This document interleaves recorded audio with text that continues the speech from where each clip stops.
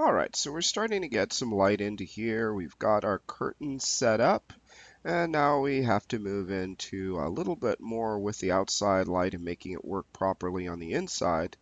And we also want to start working on the inside lighting. So if I zoom in here, jinkies. I'm using the 3D manipulation, which basically means that I can move inside my render view to move inside of my scene. The weird problem is because of the lag of the update that sometimes it does a huge jump and then all of a sudden you're in space and you don't know where you're at. The quickest way of getting back, rather than kind of rotating and get even more lost, is just go to the outliner, select an object from your scene, and press F to take you back.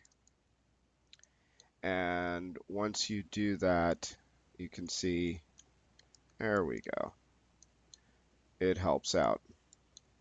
And ironically, this typically happens when I'm moving in the render view, not in the scene. It's just a weird lag issue that it has. So just be warned that that is going to happen. It's kind of weird, but it does do that. So we're getting some nice light, but it's mostly like reflections and stuff. And we do see the light coming through, so that's okay. But we want to make this more efficient and really tell the scene that these are windows. Make sure the light is focusing through these. And to do that, I have to create what's called a light portal. So I can, I like this shot, so I'm going to save this shot. I'm going to go, actually, I'm going to click on this little guy. Looks like a little bookmark, says bookmarks when I put my cursor over it, and click on it. And now, if I want to get back to that shot, like if I zoom away and say, oh man, I like that perfect shot, it looks cool, I can go back under View, Bookmarks, and choose the last one, boop, and it takes me right back. And this is a good way of like lining up your shots when you're doing changes and then you float around and you want to come back and you just want a nice, perfect comparison. So I'm going to give this just a few seconds, then I'm going to save this or keep this image from here. And then I'm going to toss in a light portal and then we're going to go from there and see what happens. So it says it stopped rendering, 18 seconds. We're going to keep that image. Pause it while we're working because otherwise it's going to chug. And now I'm going to go to Arnold, Lights, Light Portal. And I have to zoom out. I'll close my outliner right now to see it. And it drops it right in the middle of my scene. Now, there is one very confusing thing about this. As I scale this up, the light portal looks exactly like an area light. And this can be very, very annoying. So, yeah, there's that.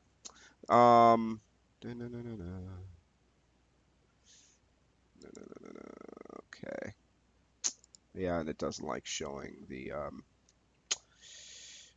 rotation, so you got to kind of eyeball it. And what I'm going to do is I'm going to move this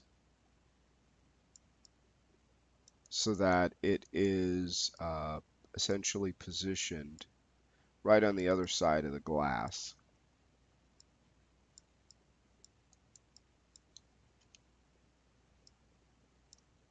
And I'm lining this up so that this is going to be a window to my window, essentially. It's going to actually tell the renderer that I want my lighting more concentrated going through this window, and I have the line pointing inward. Okay, pull that back just a wee bit. And since I have a window over here as well, even though it doesn't look like it's calculating, I have to make sure my glass material is on there. But I'm going to duplicate that, pull it over here,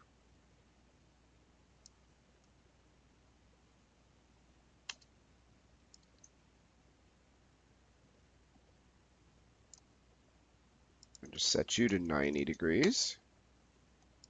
Now it's showing up, I see. How nice. Now you're showing up. negative 90 degrees. Okay, it's looking all right. And let me just double check on this face here.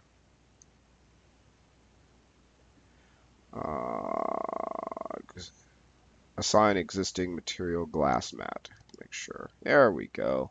That's better. Now we should be getting better light in. So now I'm going to go back to my bookmark. We have that. And I'm going to say update full scene and play. I can hear my hard drives. I have like 5 external hard drives connected, and every time I do something, they want to, hey, let's wake up.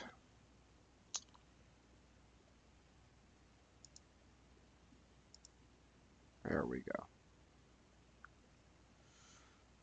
So what that should do is it should make it faster and calculate more accurately light coming through.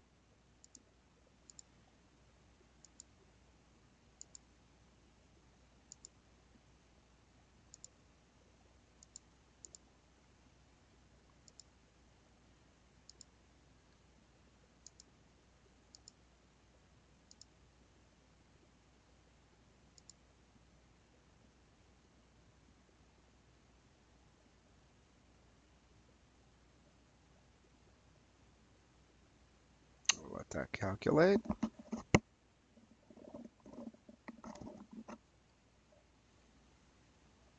We'll see if that's working properly.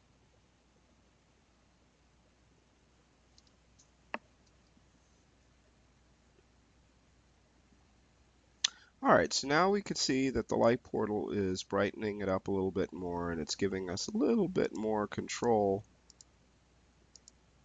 of the light coming and starting to illuminate in here. This is definitely a process of where we actually go in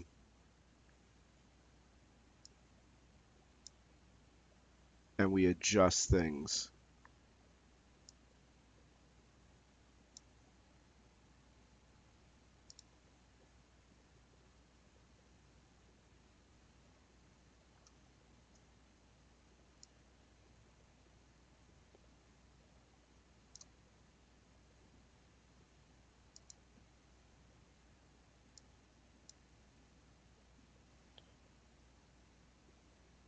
Okay. So that's looking pretty good now. And once again, yes, we are going to be still tweaking out things. It's okay. A lot of things that I could adjust, increasing the samples and stuff like that, do make it look better, but also at the expense of actually taking longer to render. So whenever I make an adjustment, like, ooh, I want 2 samples for the sky dome to calculate a little bit better, it's at a higher resolution. Every time I go into a different thing or material to actually start to adjust stuff, we are going to see difference in render times. And we're going to see how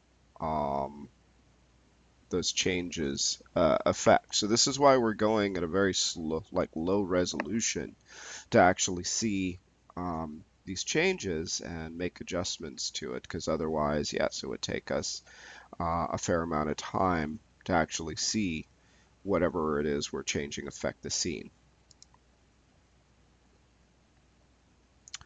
I have my diffuse cranked up inside of here, which is inside of the sky dome visibility,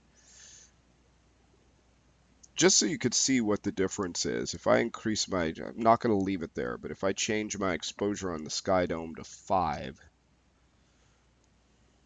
you could see a phenomenal difference in how the intensity of that light is affecting the scene. Okay. It's also blowing out my image outside, the exposure of that.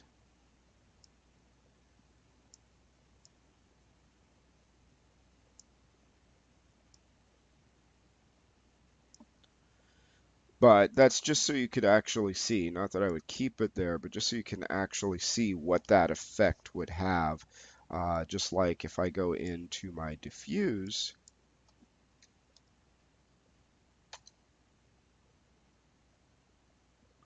let's actually increase the diffuse. Oh, or better yet, your indirect lighting.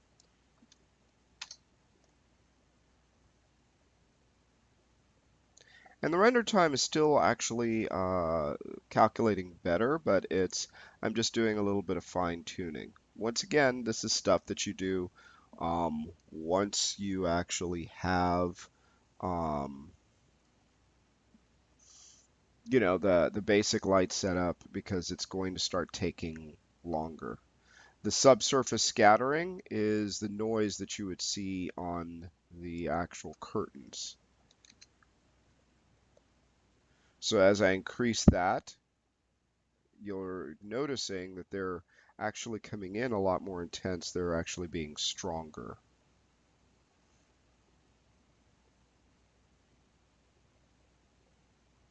And it's still actually going at a decent speed,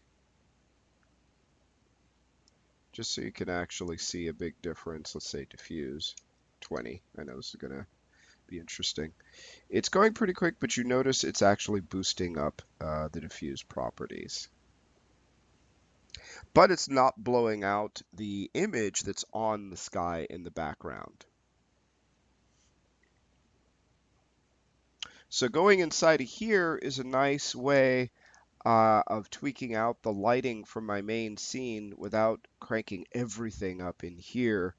But it's not necessarily going to give me those super smooth effects, but it's affecting the light itself. And that's what it's adjusting and helping out a lot with. So in other words, that's at 20. It's not on you. And if I drop this back down to 1, we see it's much, much darker inside of there.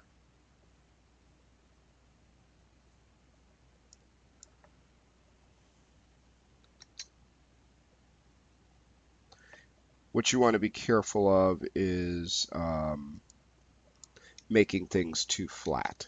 So brightening up certain things, and that's where like your exposures and stuff can start to intensify.